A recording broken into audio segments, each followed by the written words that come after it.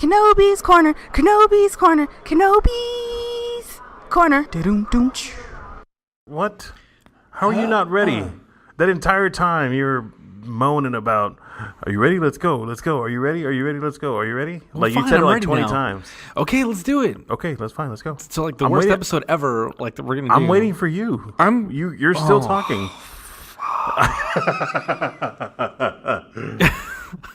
Are you good now? Are you happy with yourself? Yeah, I'm fine. I'm very happy with myself, Jonathan Torres. Are you happy with yourself? This is what happens when you stay up past your bedtime, dude. Dude, it is about 54 minutes past my bedtime. I'm glad we're getting started now. Because this could crumble at any moment. It's going to completely fall apart like every other episode. Like every other episode. Except in reverse, because we're starting off fresh. By the end, sour apples.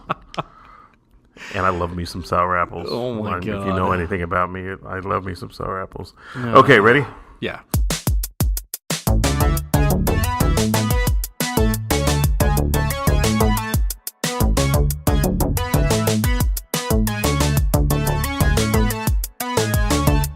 Hello, my friends. Welcome to Kenobi's Corner.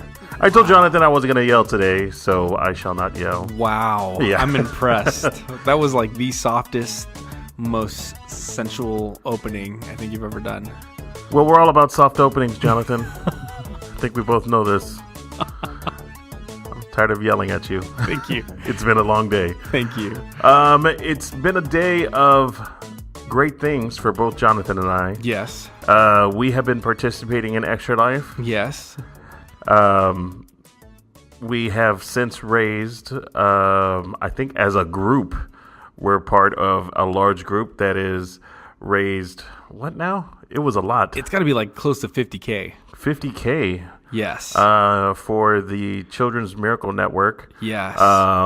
Jonathan is raising funds for hospital in El Paso. Yeah, the Children's Hospital of El Paso. Yeah. Mm-hmm. I am for San Antonio, both for our respective cities of interest, of representation. You know, we could both go for San Antonio. That would have been easy. My parents and my family, my sister, like they all still live in El Paso, and I know that's kind of one that had a particular. I mean, I know when my brother was sick, like that's one of the places that I think kind of did stuff for him, and I mean, I know there's need over there, so like, why not? Like we're trying to raise money for everybody, and it's going for everybody as well. So like, spread the love for all the children. Let's save those children. Yes, absolutely. So if you haven't seen our links, we'll post them again in the description. You know, if you don't want to donate directly to us, that's totally fine. It doesn't go to us by any means. None of these funds we ever see. It's going directly to the Miracle Children's Network, who are working in coordination with many children's hospitals around the nation. So, and it's not too late. By the time we post this, like, marathon is going to be over. But I mean, donate anytime. Like, and hopefully this will be something that we participate in more than once, and kind of keep going with it. We're kind of late to the party. We've both been wanting to for the past like 5 years, I guess, like to participate, and now we got a chance to, and now we're at a place where we can do it, and it's awesome. Like, I'm enjoying everything so far, all 13 hours worth. 14 hours worth. How long have we been here, Eric? Well, it's been a long time. We got a lot to go. Yeah. So taking a break real quick to bring you guys some goodness. Some goodness based around comic book heroes, sci-fi, fantasy, all the good stuff in between, and everything else we found interesting. Yeah, that's a super sloppy intro. I'm gonna be honest. I know. That's terrible. You really try to fit horrible. it in there. Hey, man. But I'm sorry. It's past your bedtime. Okay, I'm sorry. Then we'll kick it off. Let's get this going. So we got a lot of things that we got to cover today, so we're going to get right into it. The first thing being the director of the Raid Redemption, Raid Bernthal, and the soon to be Raid third movie. I'm not too sure what the third movie is. Yeah, I have no but that director has been super amazing. Like, I don't know if you've ever seen it, but definitely check it out if you're gonna be looking for something that's more action packed. It's just really crazy. Like all the martial arts that they do, it's pretty spectacular. But he's really interested. That director's really interested in doing a Deathstroke movie. And it would be something that I think DC would really like. I think if the way Gareth Edwards, his name is Gareth Evans, so it's super close to Gareth Edwards. You're gonna be messing up the whole time.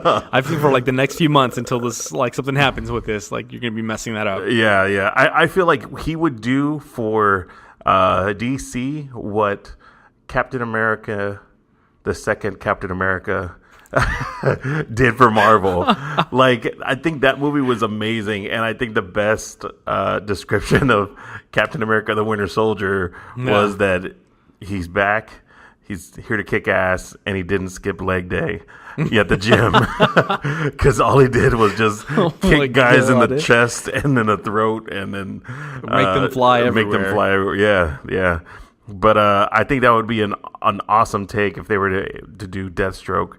I don't know. Are you a Deathstroke fan? Are you aware of him? I mean, I don't really know a whole lot about him. Like he's said to be one of the greater villains of like the DC property. Yeah. And I just don't know a whole lot about him. Yeah. I know as much as the Flash TV show, not Flash, Arrow, the Arrow TV show, like had on him, but it wasn't much. Like it gave him like a kind of a backstory. It had a few things in there, but nothing that was like, oh, like this is definitively who this person is and why they're here and what they're doing and everything. And so I mean, it'd be cool to see. I don't know. I don't get super excited for like DC stuff right now. Like, I mean, cool. Like, we'll see. It's got some good names attached to it. Like, if these people are actually going to do it, like the director already, like, pretty good. If Joe I can't say his name. Joe Manganiello. Thank you. Yeah. If that guy is going to play him, like, I mean, that's cool. Like, he's not a bad dude. Like, yeah, he was definitely slated to play him in the Batman solo film, right? Yeah. Which was previously dubbed the Batman, and then who knows what it is now, but or if it's ever going to happen. Yeah, that's very true too. You're not wrong there. But nobody's going to get that joke I know, outside of us I'm two, sorry. Eric. Come on. I'm sorry. There's more than two people in this room. I forget. Yeah, I think it's going to be amazing. I really hope that it does take off somewhere. I think it's kind of funny also that because, of course, Deathstroke, Deadpool was influenced directly by Deathstroke and like his name and everything. Yeah. But it just seems funny that Wade Wilson, which is Deadpool's actual name, sounds like an actual name compared to Slade Wilson, which is Deathstroke's name. Yeah. And it just kind of seems like, man, like, I don't know. I still like Deadpool better. Heck yeah. Yeah, so... and I don't know from the comics if, like, Deathstroke is supposed to be, like, funny, if he's supposed to be, like, a comedic type character or anything like that. Because, I mean, I really don't know much about him. I have no clue, even though he's said to be... one of the better things that come out of there. Like, I just have no clue about anything of what he's doing or what's going on. Right. And like with Deadpool, I know I had the background. Like, I've read a bunch of the comics. Like, not tons and tons of them, but I've definitely read through them. Like, I own a bunch of them that have, so I got to know the character before the movie ever came out or was said or announced or anything. Right, and with this one, I have like no clue what the hell's going on. So, I mean... we'll see. I definitely like Deadpool more when you say that, but here I have no clue why or what or anything. So as long as they make it good, like if they make it interesting, like I'll definitely watch it. Hey, if the trailer comes out and it's terrible, then I mean, I'm not going to jump out of my seat to go check it out. Yeah, well, like I did in Humans, and then that lived up to the expectations that I think everybody had for it. So terrible. Yeah. Well, sticking with DC, Zachary Levi of Chuck fame, he did a couple other things, but I think Chuck is the thing he's most known for. Also, he was Fenderel, right? In Thor. Which Thor? This recent Thor? Yes. In Thor, Lost World. What is it? No. What the hell is that called? The second one. Dark. Damn it. Yes, Thor 2: The Lost World. What the heck is it called? That's when they go to Site B. Oh where my god! all the Asgardians were supposed to be, but then they just let them go free. You know. Is it Dark World? I don't know. The Dark World. Yeah. Damn it! I can't remember. But he takes over the character. He was supposed to be in the first one. Okay. Like he was slated to be on it. I can't remember exactly what happened, but they ended up going with a different guy, and I think it was like scheduling conflicts and stuff like that. And then for the second movie, it went the other way around. The guy who had played him, I think, had scheduling conflicts, or he had signed on to do the like that TV show. I think he was doing Once Upon a Time or Once. On ABC. I didn't watch that show either. Like it's the Disney show and everything, but that's the guy who played him the first time around in the original Thor movie. So it was just kind of crazy how it worked out, and then Zachary Levi was available again, so he ended up playing him again. I don't know if you don't recognize him. You don't remember him from Thor? I can't say that I do. Yeah, he was in the new Thor too. I mean, I don't want to give any spoilers yet away, but don't give any spoilers away yet. But we'll talk about it later. I mean, but yeah, so yeah, he was in that as well. And then he's also known a lot for Nerd Machine stuff outside of that. So there's a lot of people who have actually come to find that know him more for Nerd Machine than anything else. So since he's like a big proponent and he does a lot of stuff for Nerd Machine, which is kind of just like a nerd playground, if you will, like Nerdist and stuff like that, just kind of news and more than anything, they do a lot of events and stuff like that. They're very known for having one of the bigger parties during San Diego Comic-Con that everybody can go to. It's not just like a ticket or exclusive or like you have to pay money to get in it. He's all about making it open, and if you like this stuff and you want to be a part of it, then he's going to open the door for you to be able to do that, which is like, that's awesome. Like that he's done that. Well, he's awesome, and this would be a great transition for him. It looks like he is slated to play Shazam in DC's Shazam. Exclamation point. Exclamation point. I don't know if they're gonna leave that in there. But what do you think, man? I think Shazam is definitely one of those characters that's super unique, and it like ties directly into a lot of what kids do when they read comic books, is actually put themselves in the comic book. Shazam is a character that when he sells Shazam, he's able to become like this super being, but he's actually like a small kid. Yeah. So I think his rival is Black Adam, and I think Dwayne Johnson is slated to play him. Yeah. So it could be a pretty cool movie. Super different, Yeah. But in the link, they give a pretty good little rendition there at the bottom from Zachary Levi's Twitter page of what he could look like, or what he is aiming to look like, I think, in the movie. But I don't know. What kind of movie do you think this is going to be? You'd have to make it kind of funny, right? Like you'd have to go a little bit more on the lighter side, a little bit more the comedic side, if they're going to do something with a kid character. And I mean, I don't know. I don't really know a whole lot about it. Again, it's out of our wheelhouse, but not out of our wheelhouse, but more out of our realm of what comic books that we read. Yes, exactly. The stuff that we're familiar with, the stuff that we've read before and kind of know, and I guess like even for me, like I've studied up on, because I was like, I feel with certain things about comics, I was kind of late to the game, so there's a lot of things that I've looked up after the fact, but not a whole lot on the DC side. And I mean, it seems cool. Like if anybody's gonna sell me on something, Zachary Levi would be the one that I'm like gonna go to, because like I think he just seems like a really cool dude. I don't know if he is or not. I don't know what goes on behind the scenes or anything, but he always seems to be a really cool guy. Everything from like Nerd Machine stuff that I talked about to like even the stuff that he's done on screen. I really like the Chuck series.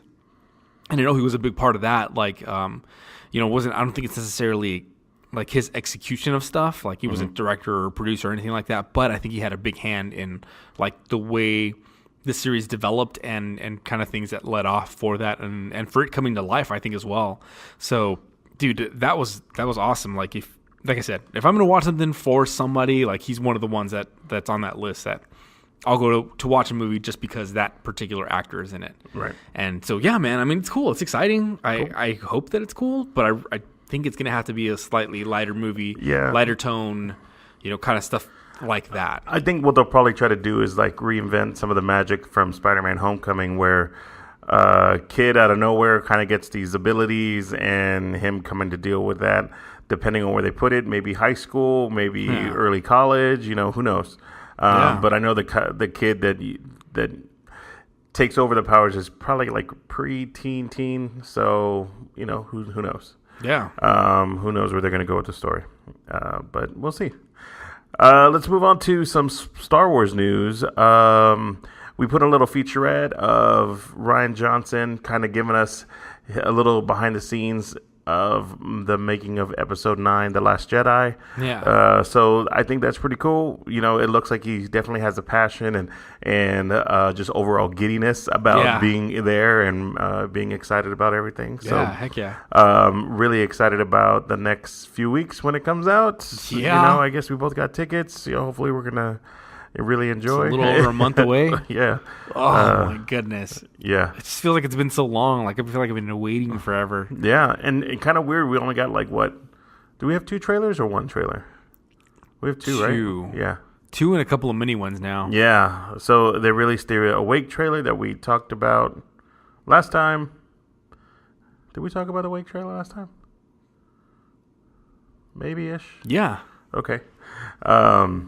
Maybe. I don't remember. I don't remember either. It's late. It's past your bedtime. It's super past my bedtime. It's more like your bedtime, sir. I can see it in your eyes. But yeah, so check it out if you want to. There's a couple of things that we're going to talk about now that are super spoilery for Star Wars: The Last Jedi. So if you don't want to hear it, I'm sorry. I don't want to hear it. I'm going to earmuffs. You're going to earmuff it? Okay. You're going to earmuff it. So things that have come out about Star Wars, again, super spoilery. John, I'm going to give you some work here, and let's say trying to tag it at this time and see if we can kind of skip these. I'm not going to. Okay, John's not going to. So if you don't want to hear it, just fast forward for 2 minutes. I'm going to time myself from now. 2 minutes from now, don't listen. Or fast forward for 2 minutes. Okay, so the first kind of spoilery thing, Kathleen Kennedy actually came out and she said the next 10 years of Star Wars is going to be based around Poe, Finn, BB-8, and Rey. So based on that information, we know at least we're going to be able to see them in the next iterations and nothing terrible is going to happen to them in the next few movies. At least. At least. So there's that. Also, dang it, Adam Driver definitely spoiled something directly for The Last Jedi. I mean, I don't feel it like it.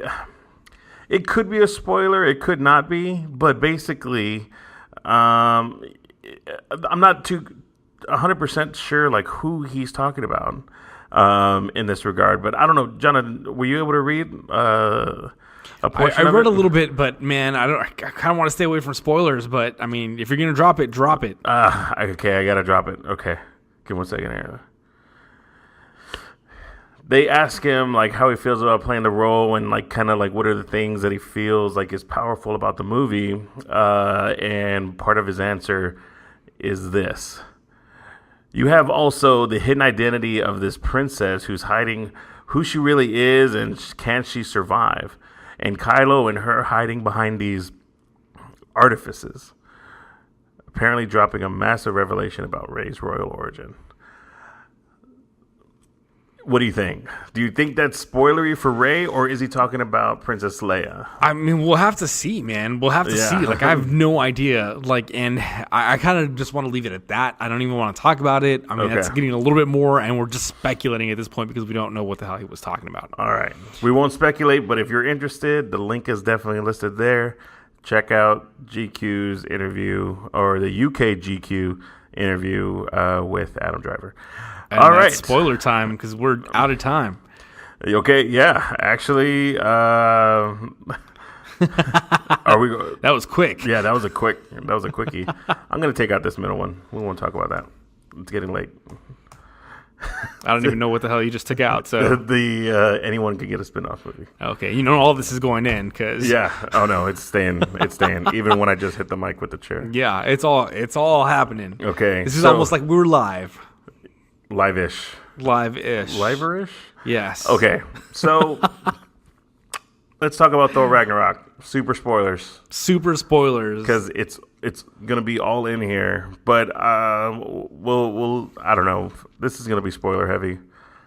We just got to wrap this up because we got to go. This is going to be spoiler heavy for Thor, and then right after that, we're going to have spoiler heavy for Stranger Things. If you watch Thor, haven't watched Stranger Things, great. Listen to the next part and then stop before Stranger Things. If you haven't watched Thor, I would say definitely stop now if you don't want any spoilers. If you don't care about spoilers, it's going to be a wild guess when we stop talking about one or the other because Jonathan's not editing any of this. I'm not editing any of this. Like, this is literally getting the intro and the outro and then going right up online. Yeah. I'm going to be like, I mean, it's... To give you context, it's past 11 o'clock now. It's past my bedtime. Like, I'm definitely getting in bed right now and going to sleep, and we still got some more recording and a lot more gameplay. A lot more gameplay, like at least 9 hours after this. Yes. Okay. So, Thor Ragnarok. I'm going to go ahead and take the negative aspect of this. Yeah. And just say it's the funniest freaking movie that Marvel has put out to date. That wasn't negative at all. It's actually the positive. Yeah. I'm going in line exactly what everybody's been saying. It's super fun. It's a great ride. It's like, if you really want to be nitpicky about it and just sit there and just stew in your nitpickiness about what certain aspects and potholes there are, you can do that, but you're just going to ruin it for yourself because it really just is a good time. Yeah. It's super... There's a lot of improv in it. You can tell that it's really not... The comedic moments are... I don't feel that they're forced. I feel like they're fluid. Like, they just run throughout the entire story, and it's just a really, really good time. Yeah. Do you disagree? I don't disagree. Good. It's You're like damn right. But that's exactly like what we've been talking about, even with like stuff that we talked about last week with the babysitter. Yeah. Like, it's... Man, movies should be fun to watch, I think, most of the time. And sometimes, yes, fun includes being scared a little bit. Mm-hmm. Fun sometimes includes adventure. Fun sometimes includes... Oh, my God, I can't talk. It's okay. Fun sometimes includes dramatic moments and dramatic movies. Like, and sometimes, you want to be entertained by that, and that's part of your entertainment. But... Like, this is just, it's fun for fun's sake, and everything about it is fun and funny and lighthearted and a good time. Yeah. And, dude, man, I loved this movie. I loved this movie. It was really good from beginning to end, and I feel like just the beats that it hits, every aspect of it is just... It does really well. I mean, you could nitpick it apart. You absolutely could. But you can do that with any of these movies. But it's just, it knows what it is. It doesn't try hard. And it's just, I think it's good, man. To kind of get into some of the spoilery stuff about it, it is not a Planet Hulk movie by any means. It looks like, if anything, the storylines and story arcs that it lines up are surely coincidental. It feels like they introduce Hela, which turns out to be Thor's sister, as of course, the villain, who is there to take Asgard and take it back because it's rightfully hers. She's been hidden away by Odin, and she wants to come and take what's rightfully hers after Odin's death. Yes. So, again, super spoiler. Probably the more bigger spoiler there. Yeah. So, I think it's good, man. Cate Blanchett does a great job. Yeah. Hela, she's pretty intense, but also she has her funny moments as well. Yeah. But again, not forced. It just feels like it's natural. It's natural, just like the natural flow of things. Yeah.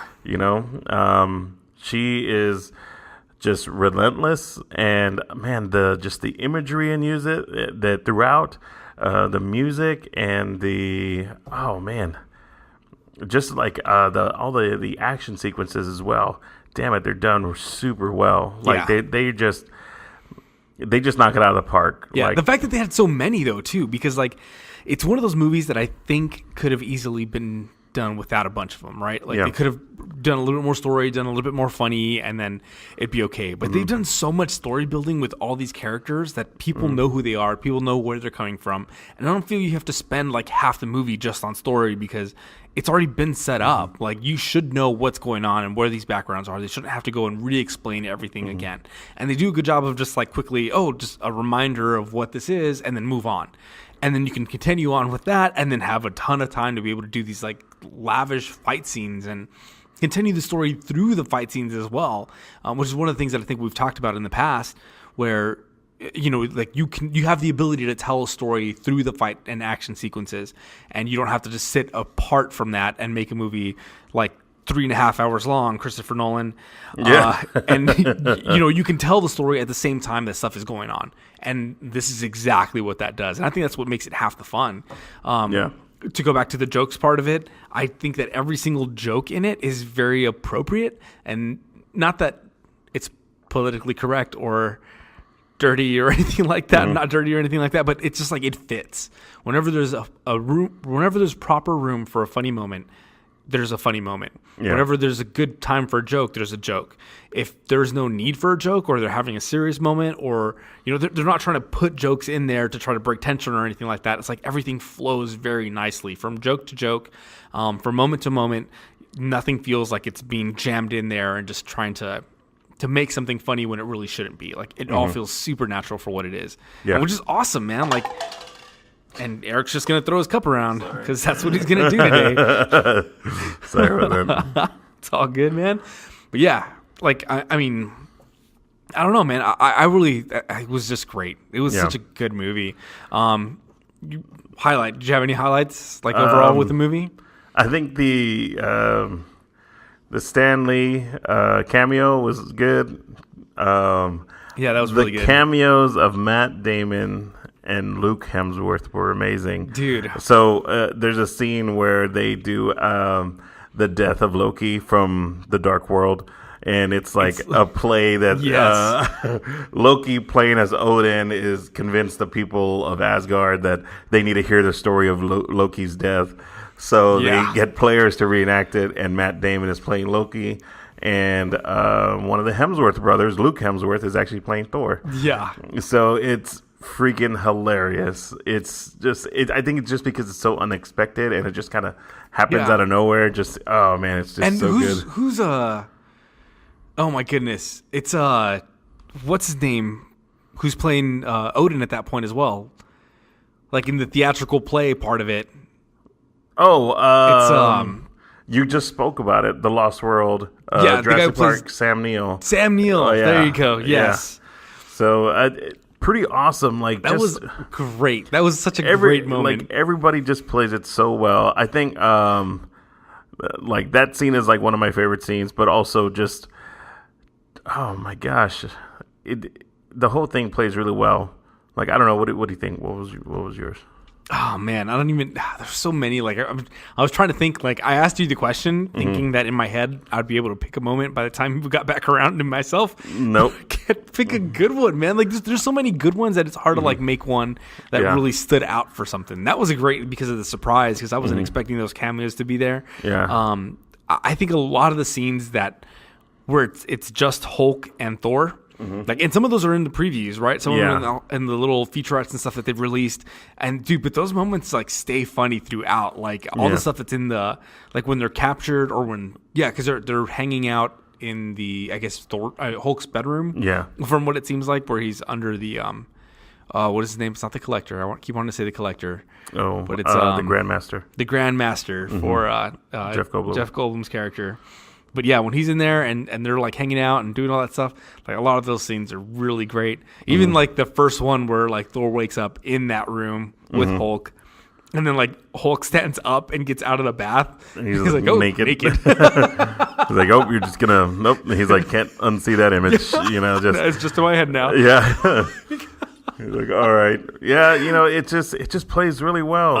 It's just good throughout. I think some of the criticisms that I have are, one, they really don't give you a backstory of like why Hulk talks now. Like, yes, he's been Hulk for 2 years, but it doesn't tell you like why now is Is he talking more than he ever has before? Why was he stuck like that for 2 years? Was it just as a way to like keep himself alive?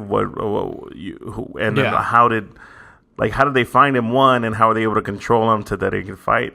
You don't really know. Like, it's just, yes, they found him. He's Gladiator now, and that's it.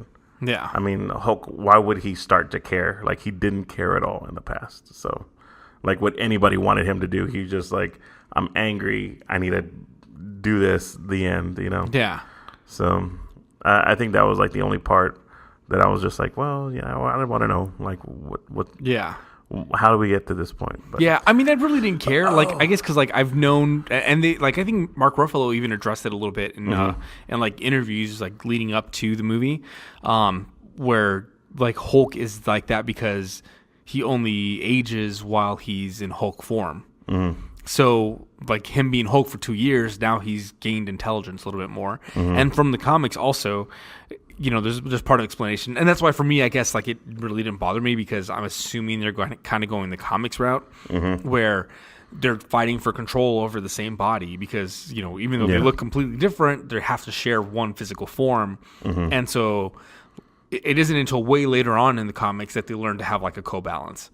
Like, yes, like, Hulk can be Hulk for, like, and take possession of the body while Bruce Banner is hidden away for X amount of time or during certain situations, and they kind of work out a balance where they'll let each other kind of take control as needed, and it's almost like they have like a timeshare, right? Yeah, and they're like, okay, like cool, you're gonna be like, even if nothing happens where you're needed, you'll have the body during this time, and you know, for at least these things, and then it'll switch back, you know, the other way.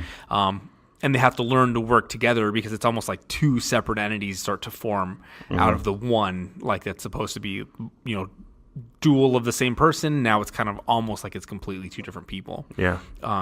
So I was assuming that. I mean, for me, having known that background a little bit and kind of understanding a little bit more, like, yeah, it might have made a little difference, but I don't know. I guess that's why it didn't bother me, or I didn't see that as a problem. No. I thought for sure that you were going to say your favorite part was, what was it? Doctor Strange.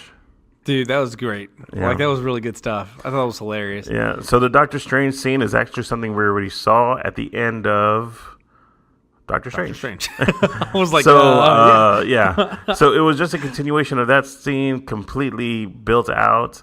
Again, don't feel like that was forced, and the comedy that he brought to the table was definitely Doctor Strange's version of him being funny, but like in his own tone. Yeah. So even though Doctor Strange was not a funny movie by any means, you know, it did have its funny parts. Yeah. But definitely, you know, it kind of continued on with that. So yeah. I thought it was that's good. One of the things I really would have wished for is more of Doctor Strange. Because it was a good amount. I mean, it was a decent amount, but it was only during those scenes. It was like a 5-minute scene. Yeah, and he was like included a lot in that scene. I mean, he basically controlled it. We've already seen like most of that scene, or a good portion of that scene, I guess, because there was elements added even throughout. But it could have been a little bit longer, or he could have come back. I just wish they would have utilized him a little bit more. But I mean, hey, you can't have everything, right? Like, we already got a lot of Hulk and a lot of Thor and dude, a lot of Loki. I think the guy who played Executioner, what's his name? Oh shit, what is his name? Carl Urban. I kept going through all the first names and I couldn't remember. Yeah. I was like, it's not Keith Urban. Yeah, nope, pretty close. Carl Urban. Dude, yeah, like he had I think he did a great job like doing the Executioner. Like I really like the way his character developed, even though it wasn't like crazy development or anything insane. Like you really see kind of like the progression of how he goes through things and kind of makes the final decisions of like what he's going to do with his life and his participation and stuff. Like that was kind of crazy. Some of the underutilized people I think were like the friends, the original 3 or 4 warriors. So one, they all get killed off right away. Yeah, except for what's her face? Sif, Lady Sif. Like, she's not in it at all. No, and I know that she was actually cut from the movie, but not.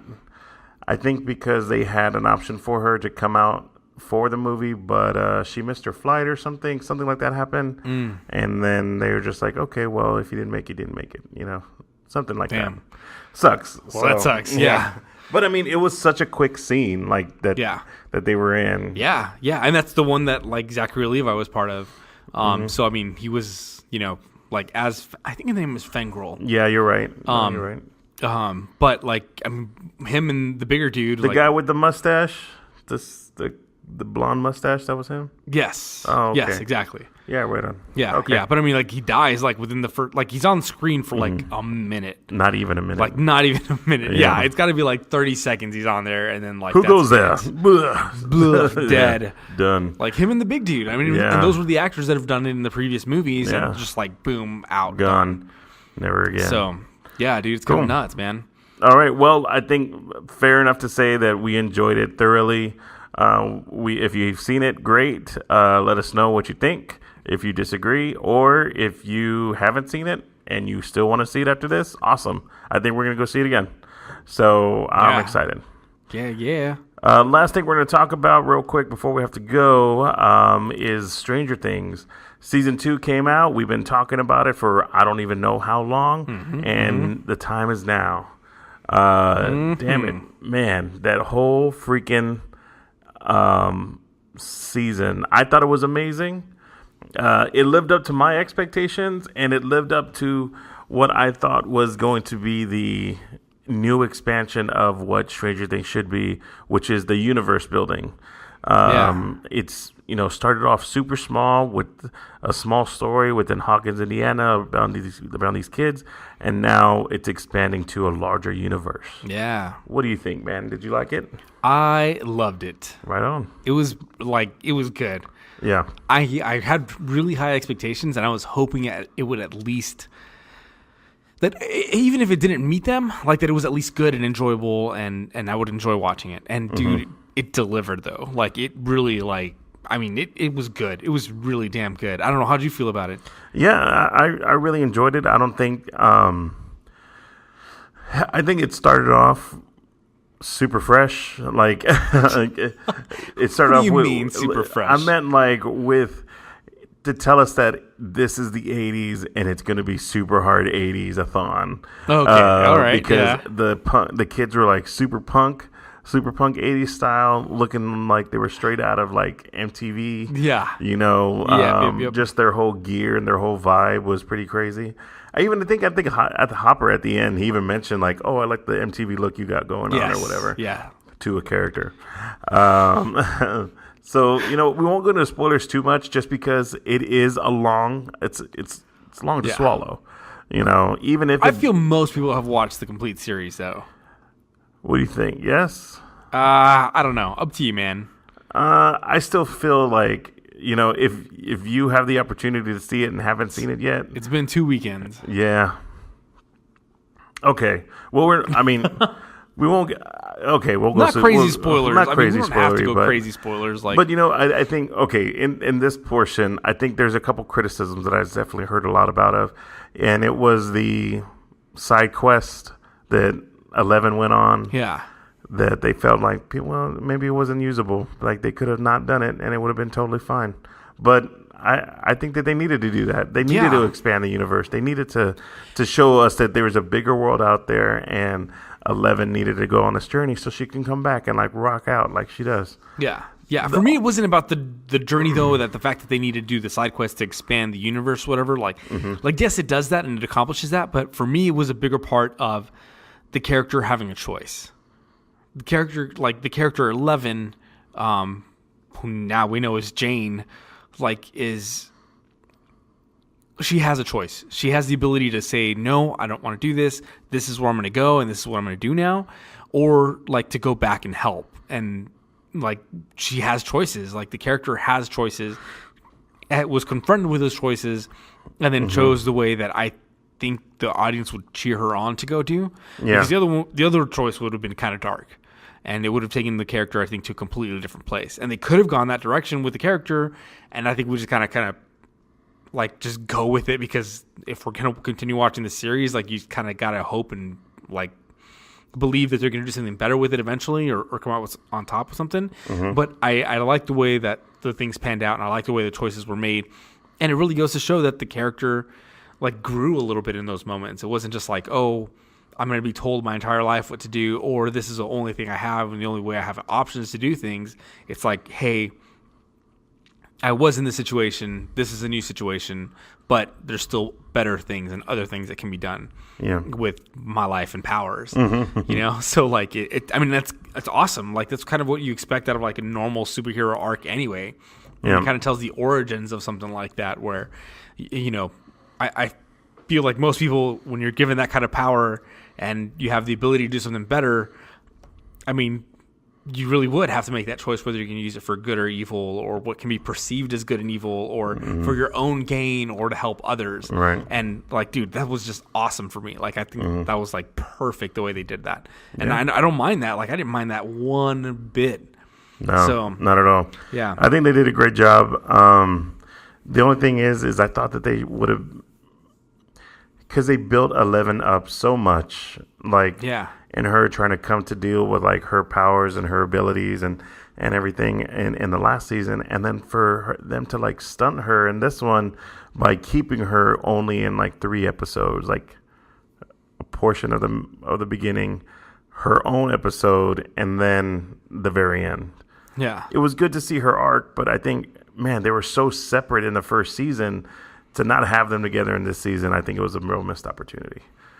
You know, but I understand it needed to be done, you know, but, you know, it would like to see them more like all together, you know, through this time. I mean, it was kind of the same. Like, I kind of appreciated it the other way around, where they got to spend a lot of time with Will this time around. You know, and maybe not everybody, because there was a lot of times where it was just Will and Mike, but the fact that they got to have a chance to be together and to be more of like the group. And 11 was out and apart from that, but like it just gave room to grow, because the other way, last season or the first season, it was the other way around, you know? Like 11 was with the group, they all got to spend a bunch of time, and then Will was kind of like out and didn't have almost any interaction with any of them.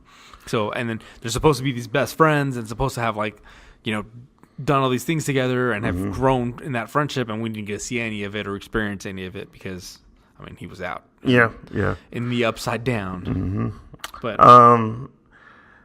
different level of growth in this season. Let's see. Oh, man. What was Dustin puts the group in danger by keeping Dart. You know, finds a Poliwog. And, you know, he thinks it's an amazing thing. Turns out to be a demo dog. I think his side quest with Steve was freaking amazing. Dude, best team up of the entire show so far. Unexpectedly amazing team up, dude, I think. So good. It was so freaking awesome, man. And Steve's character, I think, got better this season than last season. Like, he played the asshole last season and then kind of blossomed there at the end, but they just continued on that arc with him, and it did really, really good.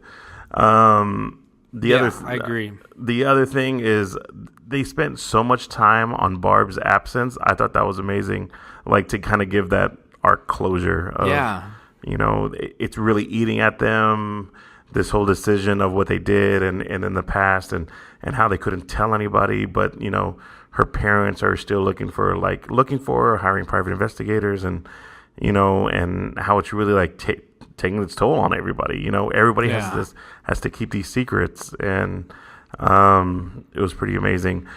What did you think of Bob, Sean Astin, and Paul Reiser's characters?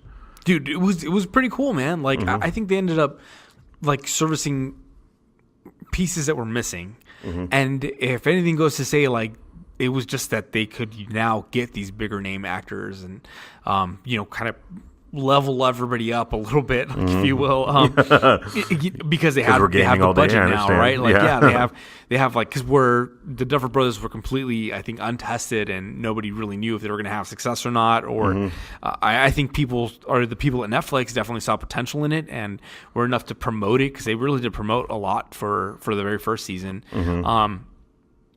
And now that it's kind of established, like, hey, you can expand the budget, you can bring in other people and do bigger things. And dude, but they did a great job in their roles. Like, I think it was awesome. I kind of it sucked to see certain things happen with their characters toward the end. But like, I don't know if you want to drop that spoiler or not. But hopefully you're not listening to this and you haven't watched it. But for everybody who has, it was nice to see Bob become the superhero that he really had the potential to be. Even though he wasn't seen that way, I think, by most or by anybody really before those points. And dude, but it was awesome. Like, I love to see that character grow. All of them had fairly good growth, man. Like, dude, character growth is great and amazing, and I love when shows, movies, anything does that. I like to see a character go from one place to another and actually complete an arc of something. But man, acting growth is something that you can also spot in things. And as great as everybody else was, like the rest of the kids and all the like grown-up actors and actresses all did awesome stuff. But damn it, like the kid who plays Will, like freaking, like what a freaking amazing job, man. Oh, wow. Like, I think where last time it was like kind of Millie Bobby Brown's breakout thing, and kind of everyone was talking about her and the role she did, and it had a lot to do with it was a good job because she was having to portray very many things and a lot of emotions and a lot of things going on with her just being silent the whole time, and just very minimal words and stuff like that. But dude, the stuff that Will did, like during, when he's in pain, when he's having to like, go through stuff, the way he like portrays like even moments of like blankness and stuff like that. Like, I was like, dude, this kid is like on another level right now. But dude, like, and that's awesome. That's awesome to see. Hopefully he'll continue like down the acting path and we'll see him a lot more in other stuff. But like, he was really like really spectacular job. I mean, at least I thought. I don't know what you thought. Yeah, I think everybody did a great job, and I did want to see 11 more and stuff, but I think they didn't want to oversaturate the market with her because that's what everybody's been wanting. Yeah. So maybe saving her up for a few key parts in the future. I think I don't think it was as terrifying as the first one. Maybe. I mean, there were some scary scenes, but I don't know. Like, I don't think it was. I disagree. You think it was scarier? Yes. Well, I don't know. I guess I didn't see it, or like I was like, there's some tense moments. I think the part where he gets taken by the shadow monster in the field, I thought that was freaking. The way they did that was freaking amazing, and freaking creepy as hell. Oh yeah, creepy as all hell. Yeah. Every time they go down into the freaking like vines underneath everything, like that was scary as hell. And there's like a ton of tense moments, like with all the freaking like demo dogs, if you will, kind of running around everywhere, like, and then all these jump scares, and there's when it's gonna happen. That they're just waiting for the right moment, like when things get like really dark and silent and still, and it's like, dude, they're just gonna pop something out on the screen and try to scare me right now. But still, it's like super tense, and they don't always do it, like which is kind of cool because they won't just like. I feel like when things do that and then like immediately goes into a jump scare every single time, like it loses its value. Like for me, it's like, it's just like whatever. I don't even care anymore. Like they're just trying to scare you. And with this, it isn't like that because there are those scary moments. I was like, and then nothing happens. And then like instead of being a jump scare, you get like a slow reveal of it, and it kind of puts a whole new spin on the way you're feeling about it. And it's like, oh well, damn. Yeah. I think maybe the first season was more of the unknown, and now it's what's happening, and that there's definitely a way to defeat this monster. Damn, I'm losing my voice bad. Yeah, dude. Okay, so we'll wrap it up. But yeah, I think great job on the second season. Hopefully we'll see a lot more of this. I think the last thing we wanted to talk about was that season 3, the news behind it is it won't come out for another year and a half. Yeah. So even if that, so we won't get Game of Thrones this next year, and we won't get Stranger Things till the following. Yeah. Yeah. So, is that it? I think that might be it, man. Okay. Well, where can they find us and donate to Extra Life if they want to? The Extra Life links will be in the description. That's for damn sure. You can also find it on our Facebook page, which you can find by searching for Kenobi's Corner. We are user at Kenobi's Corner, and that's going to be on Twitter as well and YouTube as well. You can also find our SoundCloud page by going to kenobiscorner.rocks.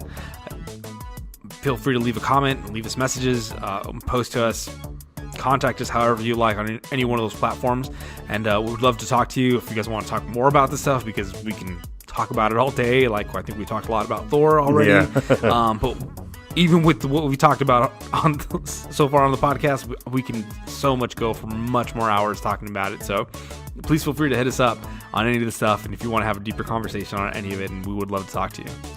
Yeah, and then until I get my voice back to where we'll talk again at you, please enjoy yourselves and each other.